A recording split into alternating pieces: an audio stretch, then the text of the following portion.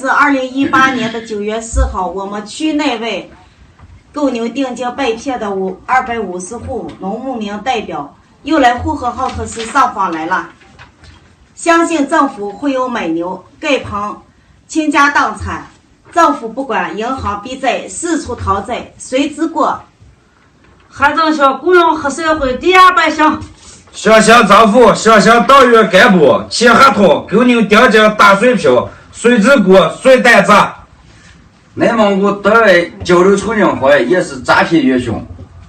农牧一厅访问，政府官员推荐欺骗底层农牧民田里难容。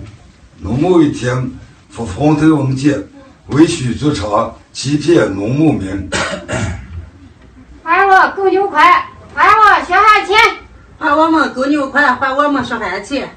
农牧业厅原厅长郭建欺骗百姓，欺骗底层农牧民2700万购牛定金，血汗血本无归。追究北京中和山东公司的连带责任。政协高官还政校，罪责难逃。